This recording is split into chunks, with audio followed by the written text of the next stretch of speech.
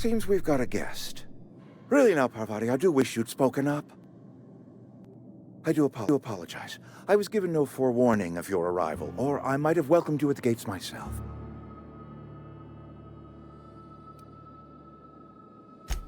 I'm Reed Thompson, Outpost Administrator. I cannot help but notice you are not in uniform.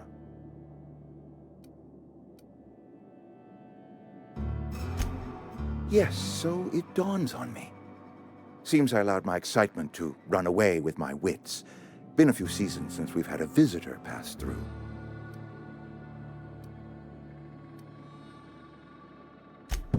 Only regulator we got is hooked up to the town transformer. Mr. Thompson ain't liable to be keen on dismantling it.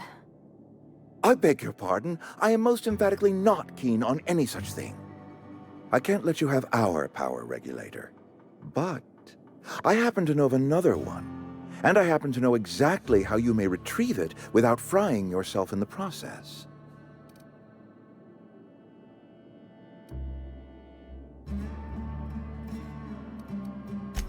There's a power regulator in the old botanical lab. It's mostly abandoned, so all that power is being squandered. Go down to the geothermal plant. Reroute power from the botanical district over to us. Once their power's shut down, you can have their regulator and be along on your way. I was not entirely sure how to tell you this. The botanical labs are not legally inhabited, but there are people who live there. The people living in the botanical labs. They're deserters, former workers. I need them back at their posts. I need them to come home. My hope is that by cutting off their power, you will convince those deserters to come back to town. Before you go to the plant, I want you to stop by the botanical lab. Speak to their leader, Adelaide. Tell her the power's about to go, and that it's time her band of deserters came back to town.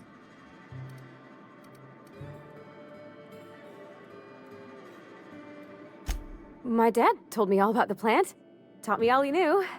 I could come in useful. I mean, if that's all right with you, Mr. Thompson. Sir. I hesitate to part ways with Miss Holcomb, but I cannot deny that she is talented and may prove useful to you. You will need an administrative passcode in order to enter the plant. I am trusting you with mine, and trusting Miss Holcomb to guide you if you'd like. Great! I got my wrenches and diagnosticators and hairpins and engine tape, so I'm all set. Well, I am glad to hear that. Best of luck to you, and thank you again for your help. It is a lot to ask of a stranger, I know.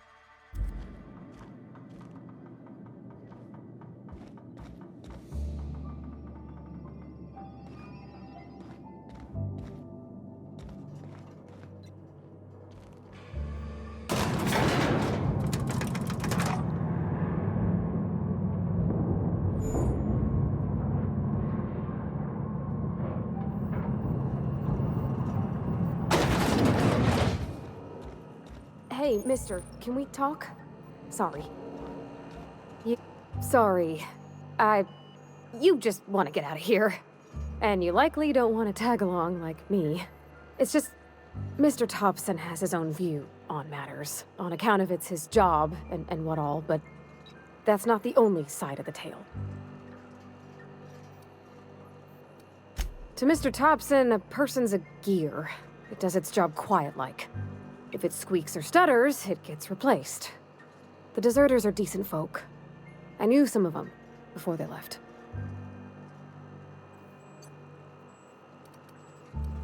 Life's hard here, especially for them that don't fit in so well. We're one big Spacer's Choice family, but Every family's got the one the rest whisper about. Mr. Thompson's aiming to take away their power. They'll have no lights to see, nor heat to cook. They'll be at the mercy of marauders, or worse. I think you should talk to the town's vicar about it. Max, his name is. Thanks, mister. I just think when you gotta make a decision that'll hurt somebody, it's best to think on the right and wrong of it. That's what my dad used to say anyways.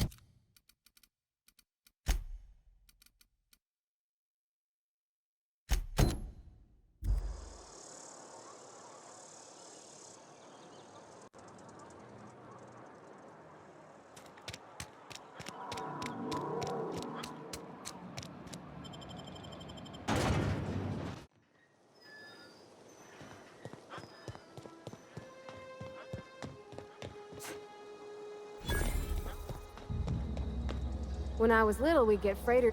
Thank the law. I've been requisitioning backup for months. Guess the boss finally came to his senses. You ever swung a truncheon? Let me see your rifling stance. I want to make sure you're up to snuff.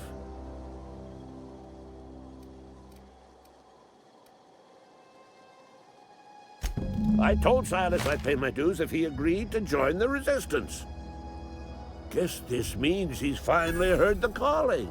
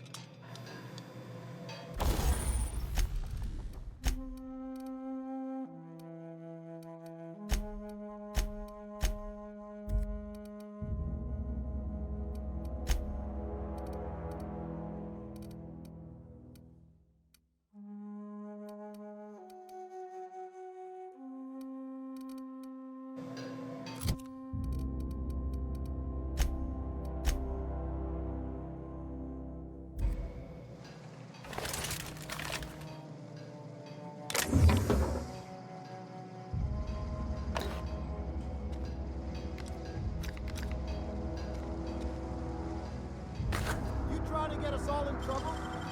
What do you think you're doing?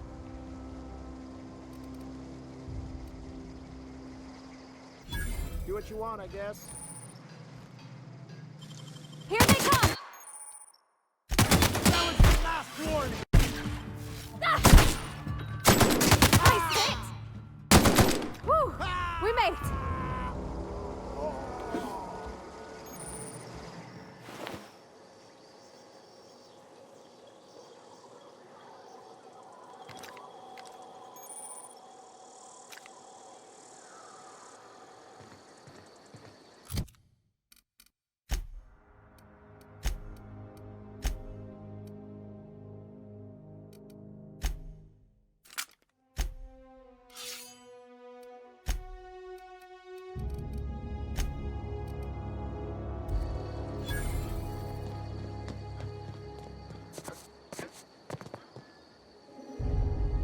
Sure.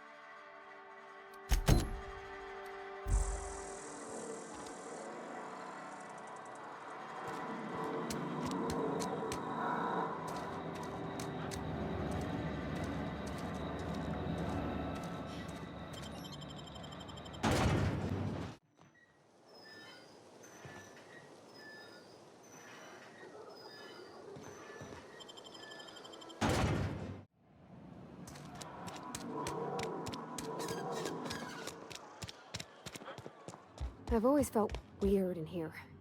It's too clean. Yes, what is it? You're an outsider. Fantastic. Vicar Maximilian de Soto at your service. Or Vicar Max if you're the sort who prefers brevity. And Ms. Holcomb as well. How rare to see you out. And with a complete stranger. Curious. Just tagging along, Vicar DeSoto. Don't mind me. I so rarely get new people to talk to. Name your poison, anything at all. Spiritual counseling, this season's tossball predictions, the quickest way out of town.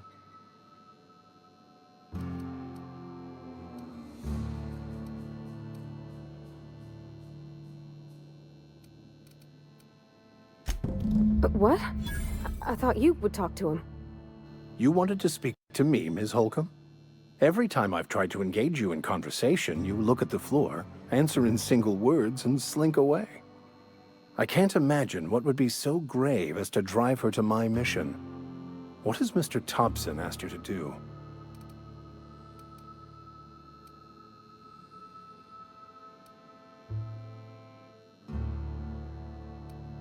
Depriving them of safety from the marauders and wildlife. I can see why that troubles you. Miss Holcomb has a soft heart.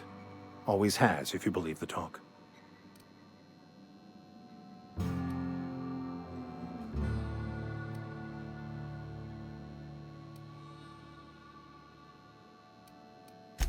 Assuming your goal is to save as many as possible, then you should bring everyone together. Send the power to Edgewater and convince the deserters to return to the fold.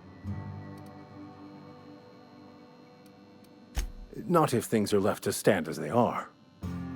If you don't mind a bit of unsolicited advice, be cautious on your way to the geothermal plant.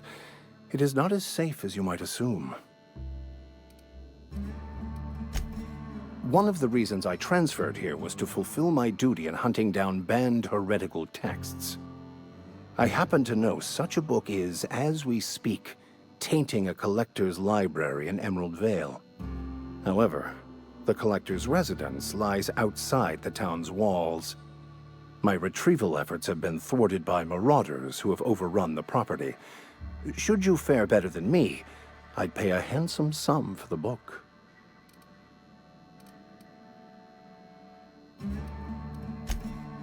It's a handwritten journal, a faded blue cover with the name M. Bakonu handwritten in the lower corner. I'll mark where I saw it on your map. Assuming you're serious? Thank you. If you retrieve it, you can always find me here.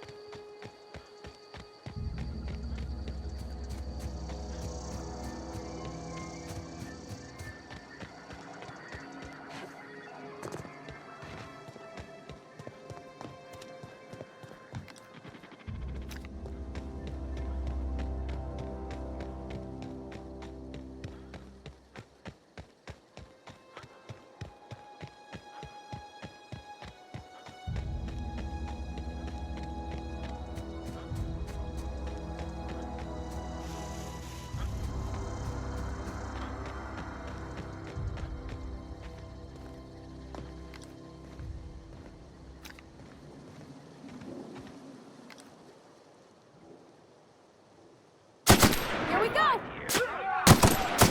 That's Mars! You got him!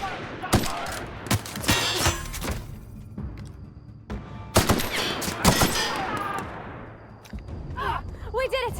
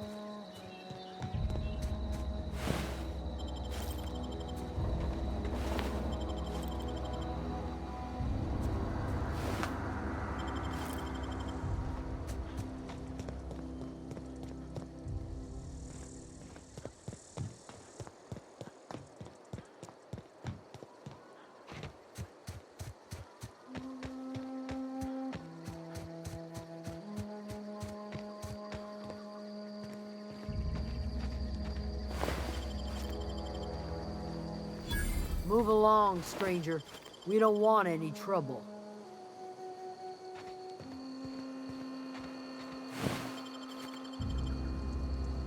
I don't know you. Whatever you're looking for, it ain't here. Move along.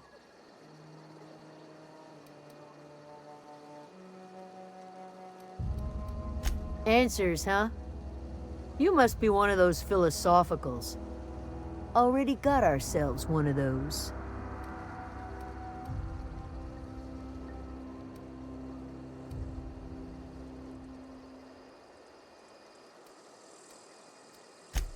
A geo what? Look, plants ain't my purview. You're better off asking after Adelaide. If you're gonna start wandering around my camp, know that I got my sights on you. Over in the hothouse, tending crop. Enough with the questions. No offense, but I've got a lot on my mind.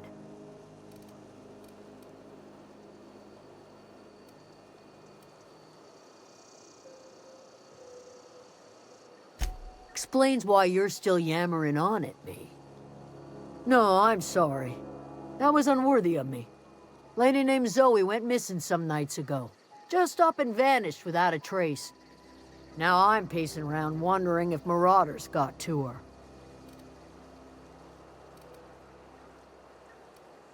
It's not like Zoe to go wandering. Figured she might be out scavenging, but that ain't exactly her talent. Can't imagine where she's gone. Vale's a wide place. She could be anywhere. Appreciate it. Honest.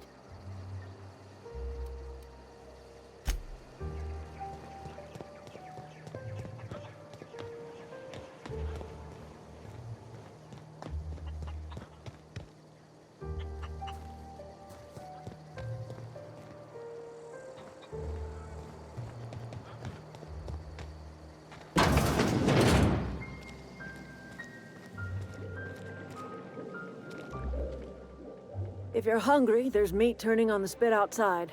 If you're bearing illness, find a place to lay your head down and I'll fetch you a poultice. Whatever your troubles with Edgewater, leave them at the gates and be welcomed here. Any questions, dear? I have been called that, among other things. Green Thumb, grandmother, the strange old lady who keeps flowers. But yes, Adelaide will do just fine. Excuse me, Miss McDevitt? Sorry, it's just... You got such pretty trees in here. Why, thank you. You're Robert's girl, aren't you? I remember when you were but a sprout. Thomas speaks of you often. Are you staying long? You should try some of my tobaccorn tea. I brew it in an old spittoon, but it's been cleaned.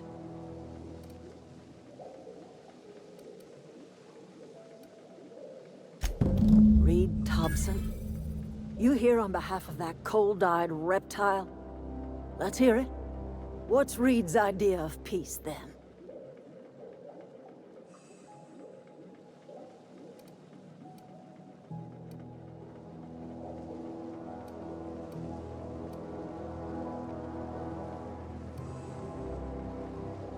Like everything else that comes out of Edgewater, that peace offering is canned.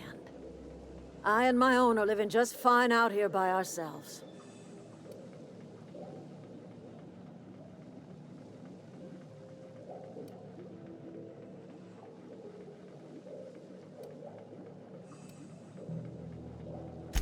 You're doing this for Reed? Why?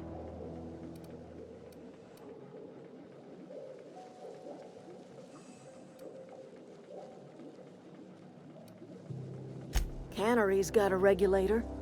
You want ship parts, you ought to rip them out of the cannery's guts and leave us be. If you're going down to the plant, you should divert power away from Edgewater and toward our end of the grid. Think about it. You'd be liberating an entire town from a lifetime of service to that odious cannery. Seems the sort of thing a hero would do.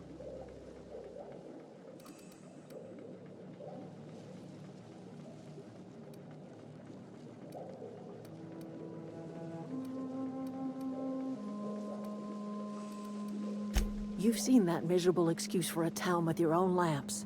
Hollowed out workers laboring their lives away at the cannery, living off whatever scrap Spacer's choice throws them. You know that's true, don't you, Ms. Holcomb? Your father died of overwork. His heart gave out. He was tired all the time, sure, but he was old, ma'am, and he raised me all by his lonesome. Look what they did to this child. Lost her family to the company, and still she defends them.